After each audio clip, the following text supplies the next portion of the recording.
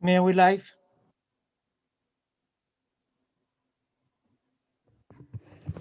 So today is August 4th, 2021. The time is 5:15 p.m. and I am calling to order the City Council special meeting. City Clerk, can I get a roll call? Yes, thank you, Mayor. Councilmember Daniel Damian, And at this moment, I will make a motion to excuse Councilmember Damian. I believe he's running a little bit late. Can I get a second? Second. Any objections? No. Continue, City Clerk. Thank you. Councilmember Monica Garcia, Here. Councilmember Paul Hernandez, Present. Mayor Pro Tem Alejandra Avila, Here. and Mayor Emanuel Estrada. Here. At this moment, I will open up public communication. City Clerk, is there anybody looking to speak? No, Mayor. Great. At this moment, I will close public communications and we will move on. And I believe we have a study session with Brielle Acevedo from the San Gabriel Valley Regional Housing Trust.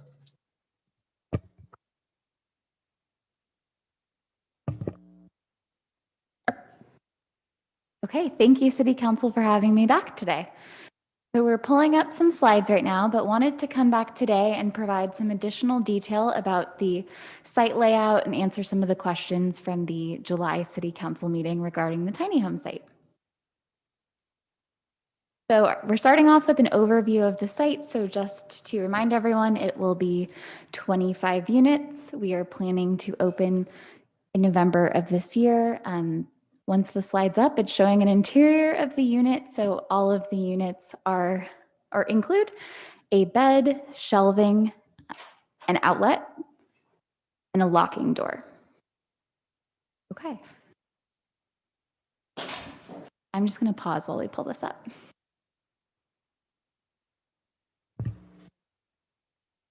Honorable Mayor and members of the City Council, you also have a colored presentation, a copy on your desk. So if you'd like to refer to that one as well. Thank you. Okay, perfect. We're up and running now too. So the site will also include communal facilities, which will include an outdoor dining area, restroom, shower, and laundry trailers, and space for case management and security, as well as landscaping.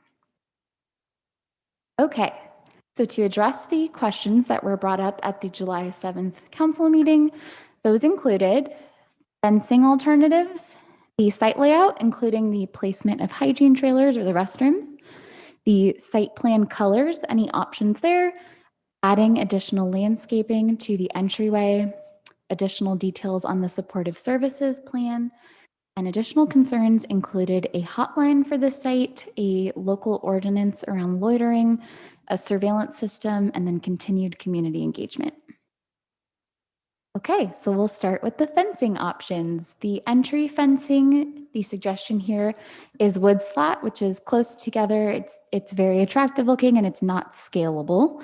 And here in the updated photo, you can see the addition of planters, so additional landscaping in the front of the site to brighten it up a little bit. That image is also blown up later in this presentation, so you'll get to see it a little larger.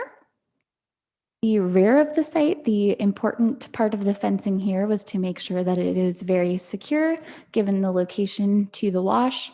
And so this is very tight link, chain link fence, so 3/4 inch. Can't get anything through there, very, very secure and not scalable. And so the change for the side fencing shown here is the addition of vinyl slat. So the two images you're seeing here are from the North Hollywood tiny home site. So there's a myriad of color options for slat at the site. You can have a little bit of space between slats if you'd like to be able to see in and out of the site, or if there's no spacing, this is 90% opaque so that you're not able to see in, and the color scheme will be selected to match the color scheme selected for the site. Okay, so layout considerations. The site was designed to create privacy for future participants as well as communal spaces. So the restroom is located at the front of the site, and there was a question about whether or not this could be changed. It is suggested to leave the trailers at the front of the site because this is where they can be connected most easily to the existing utilities, which tie in at the street, which includes water and sewer. And the way to mitigate this being visible to the neighbors is the fencing height will be increased from the existing 6 feet to be 8 feet tall. And then, as I mentioned, that privacy screening is 90% opaque. You won't be able to see in. And this location is also preferable because it's closest to the security booth, so making that restroom and shower facility a really secure area for the participants. Other layout considerations included the addition of asphalt paint. So Public Works is paving the site, and asphalt paint is recommended here to help address the heat. So this will keep the site from getting too hot. It also visually breaks up the space and helps to create those communal spaces and to beautify the site. Okay, so this next slide is going to show some of those colors. And the difference between colors is the reflectivity of each color, but these are some of the possible color options. You can see that the colors in the middle are the most reflective. Okay, I just wanted to show, before we get into the proposed site layout, what the existing site looks like again for your reference. Okay, and then this here is what the site would look like if it was just paved and not painted at all. So the areas that you see that are a tan, those are areas that would be DG and not paved. So that remains throughout the next couple of slides, but is easiest to see here. And then this here was the color scheme that was presented at the last meeting. So also for your reference, this was bright. We've gone in a little bit more of a muted earth tone color palette with the new suggestion. So this is option number 1. A lot more tan. You still have your delineated spaces, so a walkway through the center of the site. Your hygiene trailer area is called out, and then some color along where the units are. And then those tan areas, as I mentioned, are DG spaces, and then you can see landscaping along the site and also in the front of the site. An alternative option is this one here, which is a little more green. To think that this is also a really attractive option. This will blend in well with the community. Although you won't be able to see into the site because the fencing is going to be 90% opaque, this will create a really inviting environment for the clients that are staying at the site. So this is option number 2. And in the next slide, I put them next to each other to make it a little bit easier to compare them.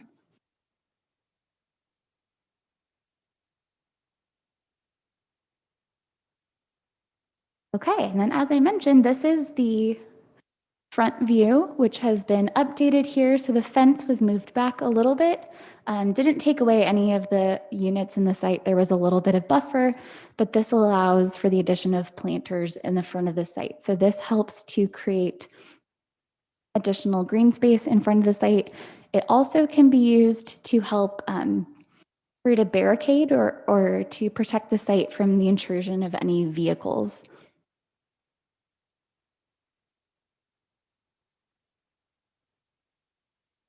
Okay. So then addressing the other questions from the City Council meeting, wanted to give more detail about the supportive services process. So Council specifically asked for feedback on the client selection process, as well as background checks for participants that would be staying at the site. I wanted to provide an update that right after the Council meeting on July 9th, the Housing Trust released a request for proposals for services for the tiny home sites. And the way that RFP was laid out, it had 2 phases. And phase 1 is the development of a services and operations plan, while phase 2 is operating the site in accordance with that services plan. So 3 service providers applied. City staff were included in the evaluation panel, and the scoring criteria really focused on the proposed approach to developing that services plan, experience operating similar bridge housing or transitional sites, and the ability to leverage existing services in the San Gabriel Valley. I wanted to make sure that this was really attentive to the current services here and the needs of the clients in Baldwin Park. So the services and operations plan will be completed by early October for site operations to begin in November. So the selected service provider will work with the trust, the COG, and city staff to develop that site plan, as I mentioned, and that will, at a minimum, include that clients are selected locally from the area through street outreach that's targeted to Baldwin Park residents. Existing homeless services and social services will be tied into the site for the benefit of the participants, and participants will comply with background checks and screening. So this is in alignment with best practices. While the site will follow housing first best practices, this will allow for the screening of any violent offenders or sex offenders. And the council will be able to provide input during the services plan development. So that's why we went with this approach, to really make sure that the provider selected was tailoring their response to the community. So planning to have another study session with the service provider next month. And so the provider will then operate the site in accordance with that plan. Okay, some of the other tie-ins here are volunteering and donations. It was really amazing to see all of the community members that came out and supported the Tiny Homes Project. A lot of community-based and faith-based organizations that we can tap into to be part of the program. So potential opportunities to contribute are going to be meal services, recreational activities, donations, both financial and items such as toiletries. Would like to create welcome kits for all of the participants when they first move in. And I think we mentioned in the last meeting, the units do have windows, so potentially getting some window coverings donated. Okay, and then an update on the timeline. We were here July 7th. We released the Services RFP. We're here today having our first study session meeting. So then the services plan will start to be developed. The site will start construction, including the paving as the first piece, and then come back here for our second study session. And then to have October, like walkthrough, open house welcome, and to be operational by November of this year. Okay, and those additional items that I mentioned at the beginning of the presentation. So there will be a hotline that will be administered by Baldwin Park City staff. A site surveillance plan will be presented by the architectural team that's working with the trust. Continue to work on community engagement and making sure that the community is part of this project. And tomorrow, there will be a press release with the final color scheme and concept for the site to make sure that the community knows what's going on and how they can get involved. And with that, I'll take any questions. Mr. Mayor, if I may. Yes, Councilmember Hernandez. Thank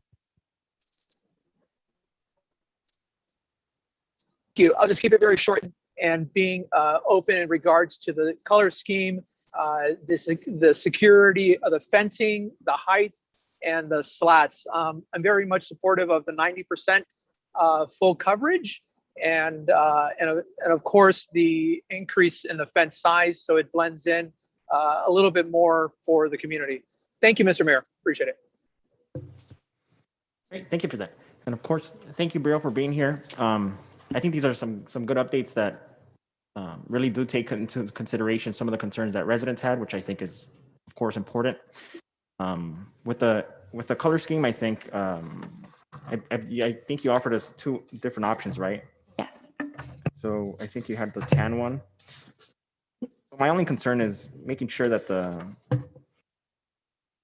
the thing I liked about the original concept was that it was vibrant, so it wasn't a dull or too dark of a color, right? So it keeps it. I think colors play a certain role in the type of mood that this project will support. So my only thing regarding the color scheme is that we keep maybe the lighter color option, so that the colors don't seem too dull or too dark, and that way it still blends in, but it's still a nice place with some nice nice mood setting, if that makes sense. I believe Mayor Pro Tem, you had a comment? Yes, I just wanted to thank you. This is a wonderful presentation, wonderful updates. It really makes a difference when you start making all these adjustments that we're looking for, that we feel our residents would like to see in the project. I agree with the mayor that the colors have a lot to do with our moods, and a little bit brighter, not as bright as the one originally presented, somewhere in the middle between those and these. At least that's my thought, because color is important and we want to keep the mood, the place happy and positive. Another thing about the color, how often will it be refinished if it starts fading, or how long does it last, the color? You're able to power wash the site and keep it really nice. I know when we visited the North Hollywood site, it was being cleaned, and that's what helps keep those vibrant colors. So I don't know the exact time frame, but definitely longer than we plan to operate the site. It'll be colorful and pretty. Okay, good. I like the change of colors you brought us. I thought the first ones were a little bright. These are a little more earth tone and something in the middle. I know we're picky, right? Sorry. Something in the middle that's not too bright and not so dull. I would like to see that, but I appreciate everything that you do. I'm very excited about this project. Thank you. Mayor, Councilmember Garcia. thank you. So Brielle, I want to say thank you for incorporating some of the feedback at that council meeting. I want to say it was a couple of meetings ago. And I like the landscape in the front, the fencing that has been changed. And I think that the palettes presented today are nice. I think the original was like an adult playground or something.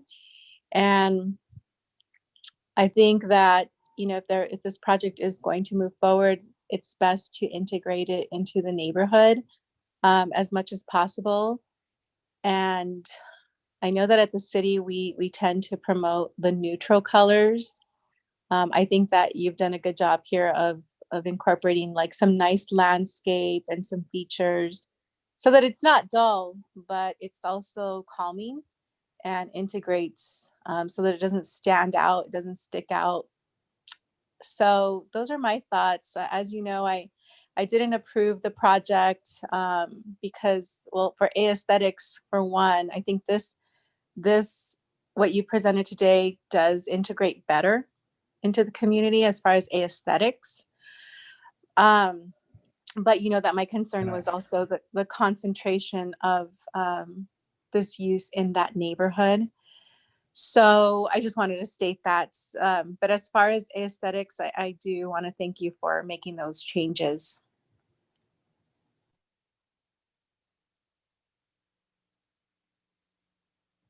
Great, thank you. So I think looking at both options, I think the meat in the middle is the first option, because the green looks a little dark, right? So it's an earth tone, and I think something else considered is that these colors are going to be seen from the outside, right? So it's more of really the inside environment of the community that's going to be placed there. So I think earth tone number one is a good compromise. It's still not as bright, but it's still not too dull, and it won't be seen from the inside. Yeah, so definitely excited to see you today. I saw some of your colleagues today earlier. I saw Paul Hebler and some of the other board members. So nice to see you today, and I think we're all excited for this to really take off and really bring some change to our city. Yeah, the mayor and I were talking about, hey, maybe we should stay the night there once they're complete, see what it's like. Yes, LA City Council definitely did that. So that would be a fun way to welcome it into the community. Thank you. Thank you. Yeah, and I think even some members of the Valley County Water Board They wanted showed to do interest that in that. So we can put all the local politicals in there for a day. Exactly. Thank you. Yeah, but no political discussion. But so thank you, Brielle, for being here today. We're all excited for this. I don't know if you have any other questions you need us to answer or any comments. council has expressed their concerns and their gratitude. Great, thank you. We have our direction, and I'll see you at the next study session. Thank you.